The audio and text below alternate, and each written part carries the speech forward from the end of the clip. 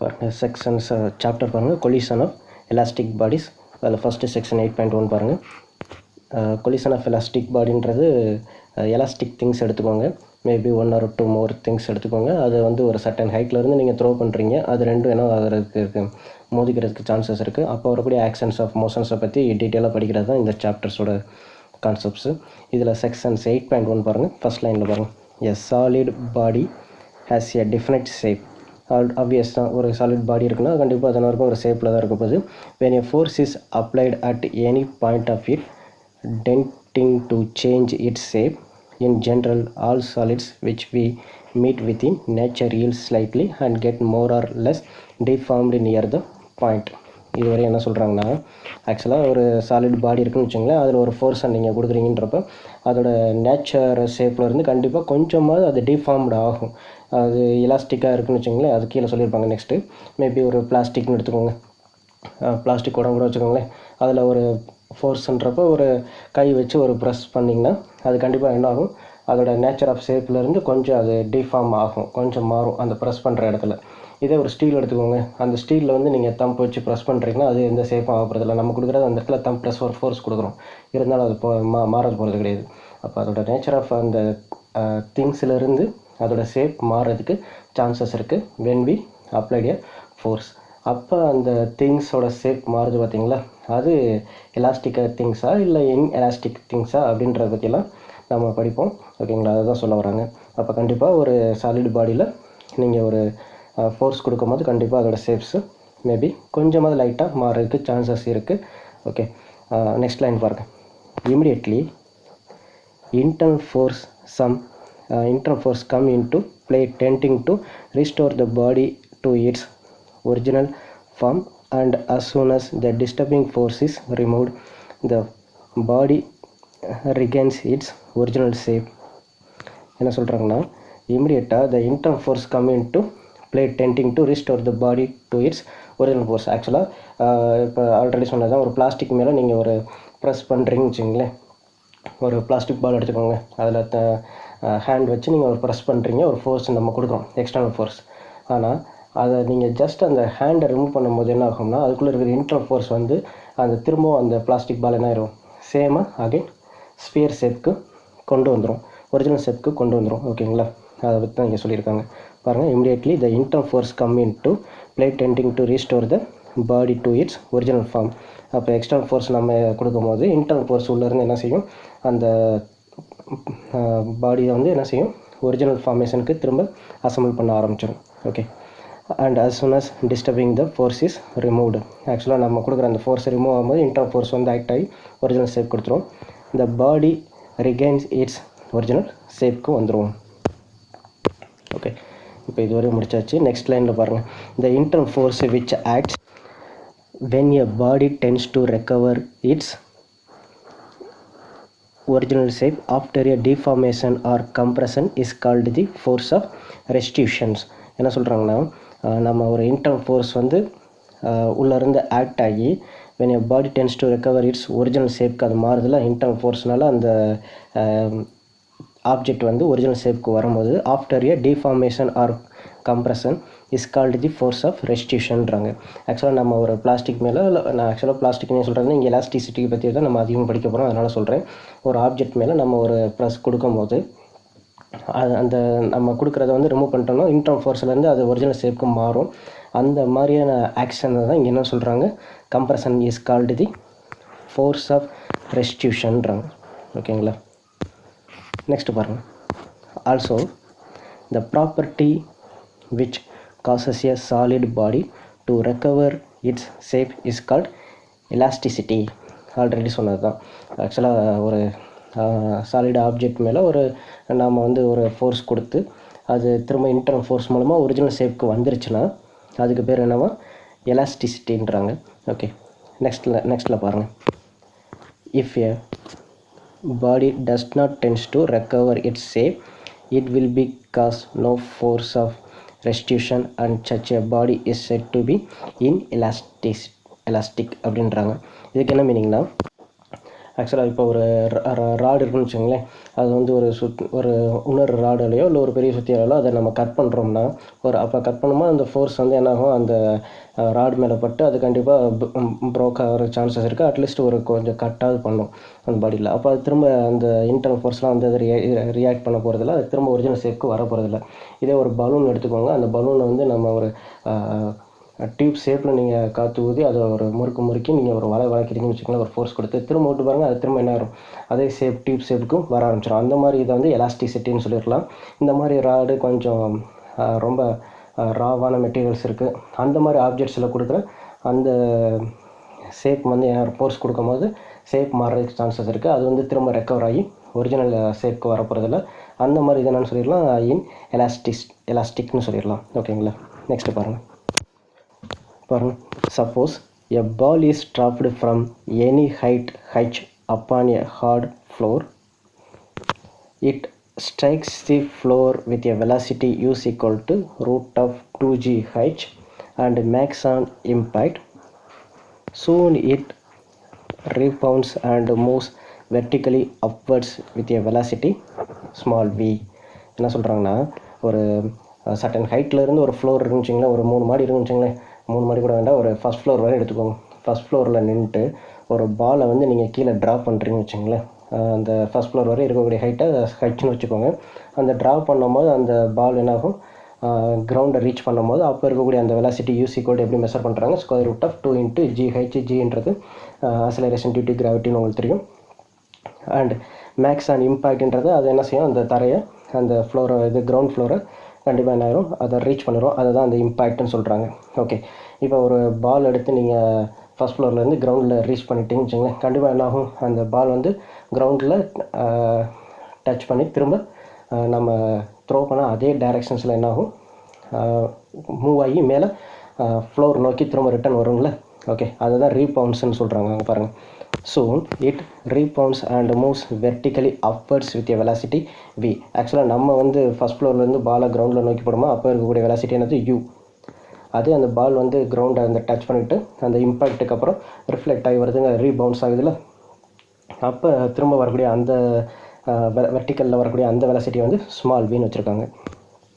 Okay, next பாருங்கள். The height h1 to which its rebounds is given by h1 equal to v square divided by 2g. என்ன சொல்கிறாங்கன்னா, ஆக்சுவலாக நீங்கள் first ஃப்ளோர்லேருந்து first அந்த பாலை throw பண்ணும்போது அப்போ இருக்கக்கூடிய ஹைட் வந்து h. அதே பால் வந்து கீழே கிரவுண்டை டச் பண்ணிட்டு திரும்ப ரிஃப்ளெக்ட் ஆகிட்டு வெர்டிக்கல் இதில் வின்ற வெலாசிட்டியில் மேலே அப்பர் சைடு வருதுல்ல, அப்பர்ஸில் அப்படி வரும்போது திரும்ப நம்ம த்ரோ பண்ண அதே பொசிஷன்ஸ்க்கு வராது, கண்டிப்பாக அதோட கம்மியான பொசிஷன்ஸ் தான் வரும்.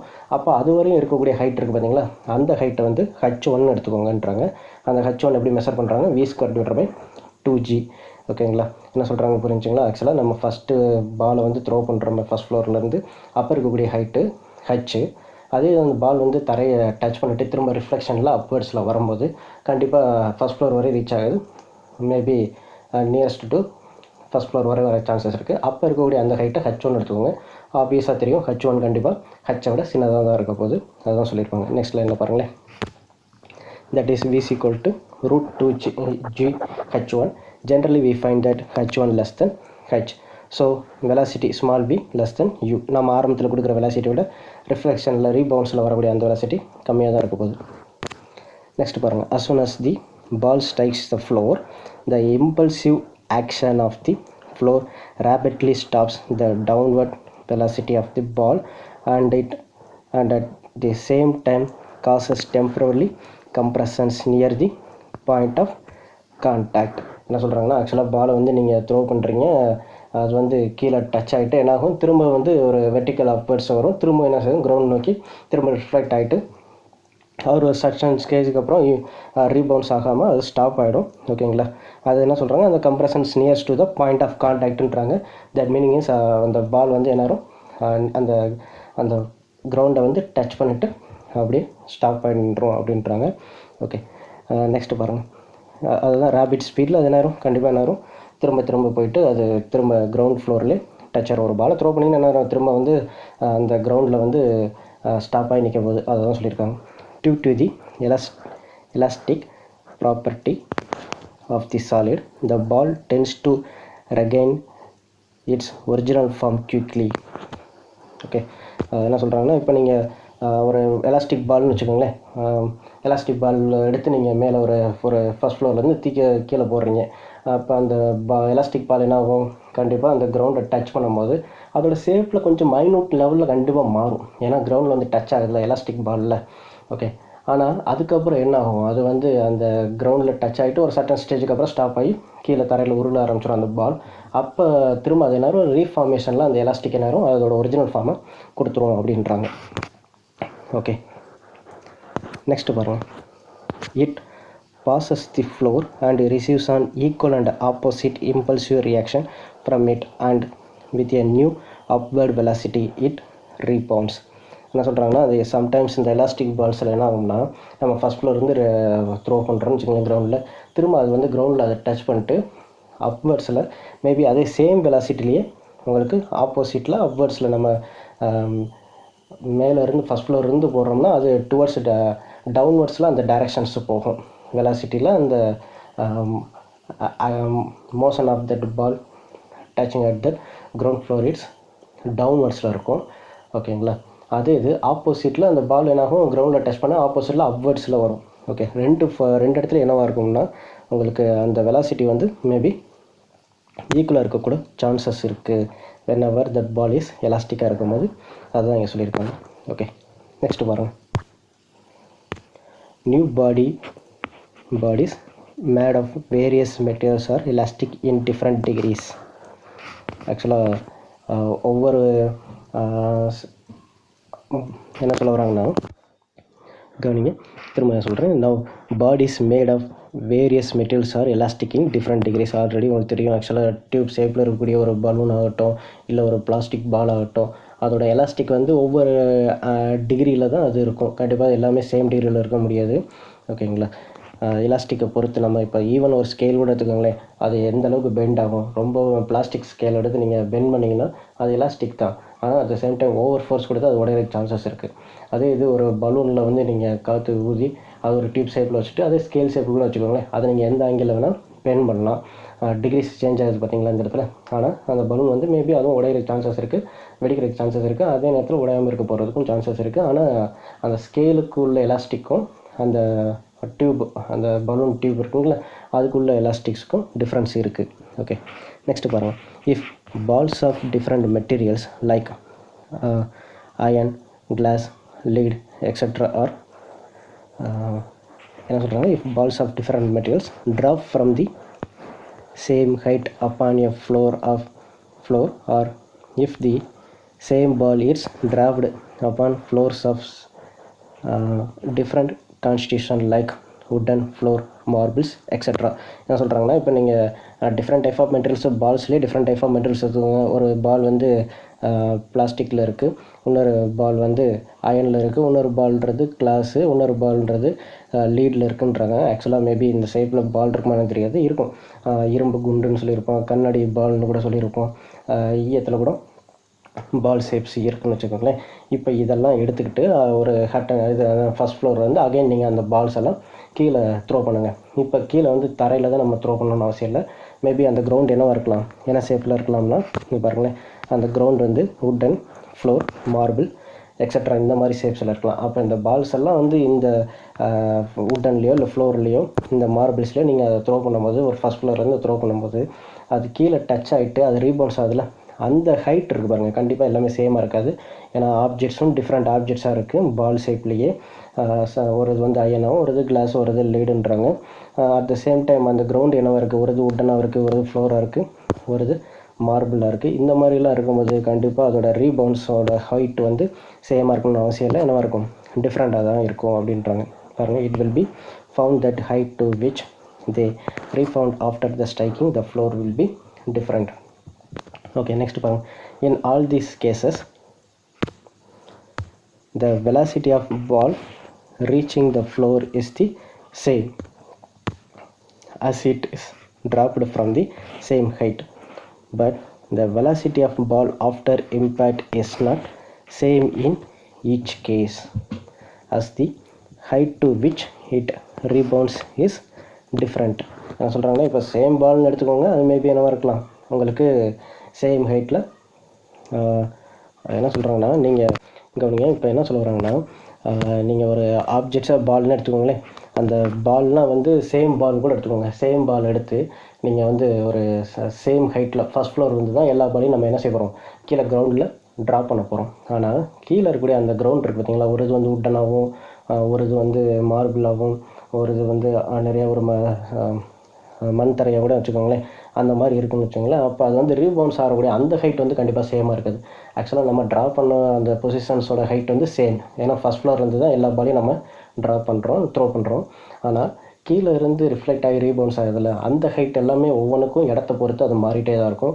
ஒரு மார்பிள்ஸ் தரையில் கூடமோ அது மேபி மோர் ஹைட் கொடுக்கலாம். இதே மண்ணாக இருக்குது, அதில் போய் நீங்கள் த்ரோ பண்ணிங்கன்னா அது ரீபவுன்ஸ் ஆகி வரதுக்கு அந்த ஹைட் இருந்து ரீச் பண்ணாது. அட் த சேம் டைம் உட்டனில் போட்டிங்கனாலும் அது maybe more than height to அந்த சாயிலாக இருக்கலாம், அதில் அந்த மார்பிள்ஸோட மேபி ஹைட்டாக வரக்கூட சான்சஸ் இருக்குது. ஓகே, அதனால் அந்த ரீபவுன்ஸோட ஹைட் வந்து சேமாக இருக்காது, டிஃப்ரெண்ட்டாக தான் இருக்கும் அப்படின்றாங்க.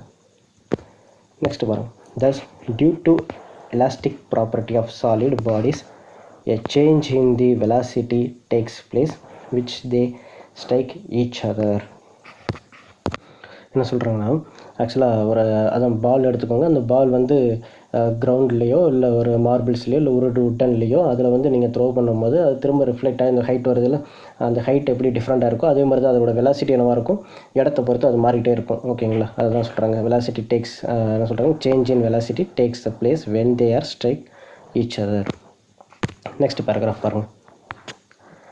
If v is equal to u, the velocity with which the ball leaves the floor is the same as that with which it strikes it. திரும்ப சொல்கிறேன். If v is equal to u, the velocity with which the ball leaves the floor is the same as that with which it strikes it. In this case, the ball is said to be perfectly elastic. If v is equal to 0, the ball does not rebound at all. It is said to be inelastic.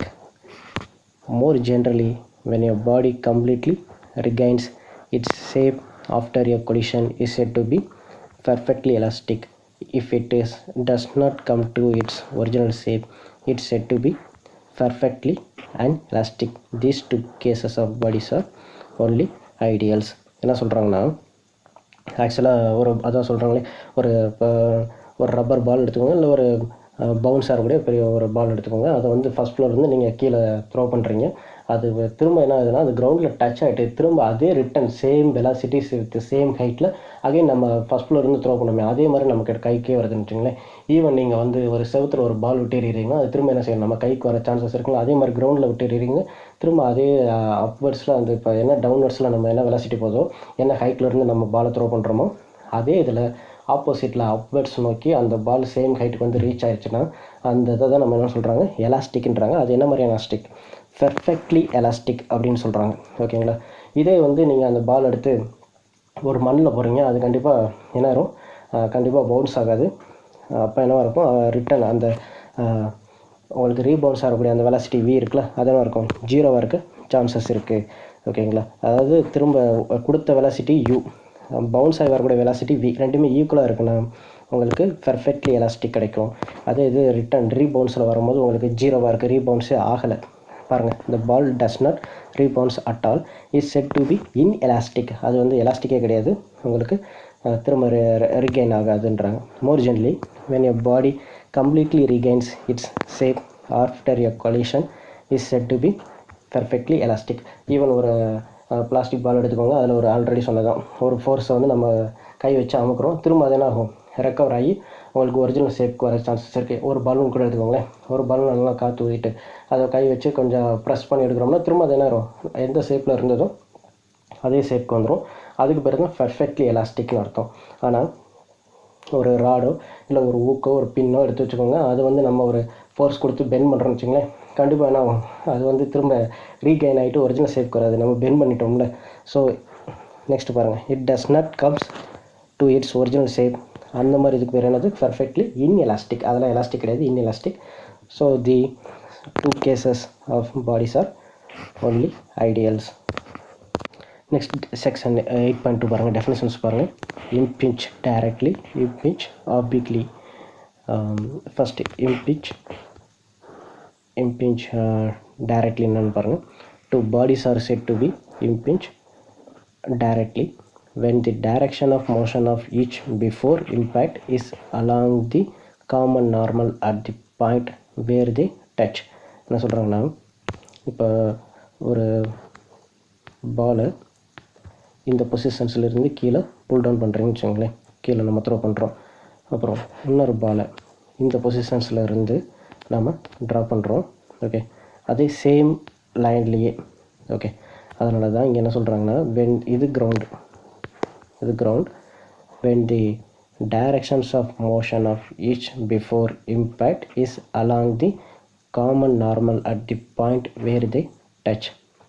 என்ன சொல்கிறாங்க, இந்த கிரவுண்டை வந்து இந்த ரெண்டு பாலும், இப்போ இது பால் 1 வச்சுக்கோங்களேன், இப்போ நம்ம இது பால் 2ன்னு வச்சுக்கோங்க. இந்த பால் 2 என்ன செய்யுது, பால் 1 பால் 2 ரெண்டையும் த்ரோ பண்ணிட்டோம். இந்த பால் 2ல் இருக்கக்கூடிய ஓவர் வெயிட்னால கிராவிடேஷன்ஸ் 2 அந்த மோஷன்ஸ்னால என்ன ஆயிருதுன்னா, உங்களுக்கு அந்த பால் வந்து பால் 1 டச் பண்ணுறதுக்கு சான்சஸ் இருக்குது. அப்படி டச் பண்ணது பார்த்தீங்களா, அந்த வந்து எங்கே டச் பண்ணுன்றதை கீழே சொல்லியிருப்பாங்க. அப்படி டச் பண்ணது பாருங்கள், எப்போ அந்த கிரவுண்டை ரீச் பண்ணுறதுக்கு முன்னாடியே. அதை தான் என்ன சொல்கிறாங்கன்னா, is along the common normal. இந்த கிரவுண்டுக்கு என்ன இருக்குது, நார்மலாக இருக்குங்களா, normal at the point where they touch. Okay, அப்போ என்ன ஆகிடுது, அந்த கிரவுண்டை ரீச் பண்ணுறதுக்கு முன்னாடியே அந்த காமன் நார்மலில் என்ன ஆகிடுது, அந்த ரெண்டு பாலுமே இந்த இடத்துல மீட் பண்ணிடுது, டச் ஆகிடுது. அதுதான் அப்படி ரெண்டு ஆப்ஜெக்ட் வந்து டச் ஆச்சுன்னா அதுக்கு பேர் என்னது, இம்பிஞ்ச் டைரக்ட்லி. ஓகேங்களா, மேலேயே அது என்ன ஆகுது, டச் ஆகுது கிரவுண்டை ரீச் பண்ணுறதுக்கு முன்னாடியே. நெக்ஸ்ட் பாருங்கள், they are said to be impinged obliquely if the directions of motion of either body or both is not along the common normal at that point where they touch. என்ன சொல்கிறாங்கன்னா, ஆக்சுவலாக திரும்ப சொல்கிறேன். இப்போ பால் first பால் 1 வச்சுக்கோங்களேன், அது வந்து நம்ம இங்கே ட்ரா பண்ணுறோம். ஓகே, இந்த கிரவுண்டு அதை நம்ம ட்ரா பண்ணிவிட்டோம், அது கீழே வருதுன்னு வச்சுக்கோங்களேன் இந்த டைரெக்ஷன்ஸில். அட் த சேம் டைம் இன்னொரு பாலை வந்து நம்ம த்ரோ பண்ணுறோம். ஓகே, ஒரு ப்ரொஜெக்டல் ஷேப்பில் நம்ம த்ரோ பண்ணுறோம்னு கூட வச்சுக்கோங்க. இது என்ன ஆகும்னா, இங்கே பாலை நம்ம ட்ரா பண்ணியிருக்கோம் பாருங்கள், பால் 1. இங்கே வரக்கூடிய இந்த பால் 2 இருக்குது பாருங்கள். ஓகே, இது வந்து இது டச் ஆகும்போது கண்டிப்பாக அது டச் பண்ணும். ஆனால் என்ன மாதிரி டச் ஆகும்னா, கண்டிப்பாக அதோட சென்டர் பொசிஷன்ஸ்லாம் டச் ஆகுது, ஒரு சாய்வாக தான் அது டச் ஆகும் மேலே. ஓகேங்களா, கண்டிப்பாக அது அதே டைரெக்ஷன்ஸில் அந்த காமன் டு நார்மல் டைரெக்ஷன்ஸ் பார்த்தீங்களா, அந்த நார்மல் டைரெக்ஷன்ஸில் அந்த பாலோட சென்டர் பொசிஷன்ஸில் கண்டிப்பாக டச் ஆகாது. ப்ரொஜெக்டர் ஷேப்பில் நீங்கள் த்ரோ பண்ணும்போது, நாட் ஓன்லி ப்ரொஜெக்டர், வேறு ஒரு ஷேப்பில் நீங்கள் த்ரோ பண்ணுறீங்க அப்படின்னா சாய்வாக வந்து டச், அந்த பால் வந்து இந்த பாலை கண்டிப்பாக என்ன செய்யும், அதோட சென்டர் பொசிஷனில் டச் பண்ணாது, கண்டிப்பாக சாய்வாக தான் டச் பண்ணும். அதுக்கு பேர் தான் இம்பிஞ்ச் ஆப்ளிக்லி. அதே மாதிரி தான் கிரவுண்டை ரீச் பண்ணுறதுக்கு முன்னாடி அந்த என்ன வரும், அந்த நார்மல் ஷேப்பில் வந்து உங்களுக்கு கரெக்டாக சென்டர் பொசிஷனில் டச் ஆகாமல் அந்த இன்னொரு பால் வந்து அதோட ஓரத்தில் சாய்வில் தான் எங்கேயோ ஒரு இடத்துல டச் பண்ணும். அட் த சேம் டைம் அந்த கிரவுண்டை ரீச் பண்ணுறதுக்கு முன்னாடி.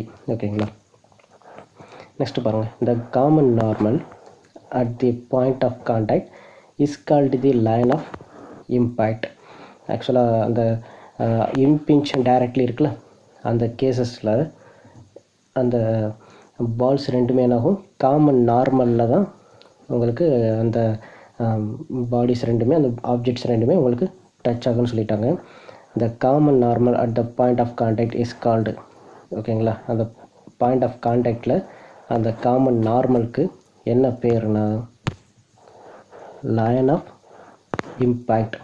ஓகேங்களா, thus in the case of two spheres the line of impact is the line joining their centers. என்ன சொல்கிறாங்கன்னா, அதான் ஸ்பியர்ன்றது நம்ம பால்னு சொல்லியாச்சுல, அது அந்த காமன் நார்மலில் அந்த பால் 1 பால் 2. ஓகேங்களா, இது ரெண்டுமே வந்து டச் ஆகுது, கிரவுண்ட் ரீச் பண்ணுறதுக்கு முன்னாடி டச் ஆகுதுன்னா அந்த ஒரு பால் இன்னொரு பாலோட சென்ட்ரு பொசிஷன்ஸில் தான் டச் ஆகும் அப்படின்றாங்க. Okay, at the same time அந்த காமன் நார்மல் இருக்குது பாருங்கள், அந்த காமன் நார்மல் இந்த லைனுக்கு பேர் என்னவோ லைன் ஆஃப் இம்பேக்ட். இம்பேக்ட்ன்றது கிரவுண்டை டச் பண்ணுற பொசிஷன்ஸ்க்கு முன்னாடி உள்ளது. அது அந்த மேலே உள்ள அந்த லைன், நார்மல் லைனை தான் என்ன சொல்கிறாங்க, லைன் ஆஃப் இம்பேக்ட் அப்படின்றாங்க அந்த காமன் நார்மலை. Okay, next பாருங்கள் செக்ஷன் 8.3ல் fundamental laws of impact. the following three general principles hold good when they two smooth moving bodies make an impact. ஆக்சுவலாக என்ன சொல்ல வராங்கன்னா, when two smooth moving bodies make an impact, அந்த ரெண்டு ஆப்ஜெக்ட்ஸை வந்து maybe கிரவுண்ட்லேயே எங்கேயோ ஒரு இடத்துல டச் ஆகிறதுக்கு முன்னாடி, இம்பேக்ட் ஏற்படுத்துறதுக்கு முன்னாடி அதில் வரக்கூடிய 3 பிரின்சிபல்ஸ் அதை பற்றி தான் இங்கே பேச போகிறாங்க. அதில் என்னென்ன பிரின்சிபல்ஸ் இருக்குன்னா, ஃபண்டமெண்டல் லாஸ் ஆஃப் இம்பேக்டை பற்றி பேச போகிறாங்க. அதில் 3 பிரின்சிபல் கேசஸ் இருக்குது. அதை பற்றி நம்ம நெக்ஸ்ட் வீடியோவில் பார்க்கலாம்.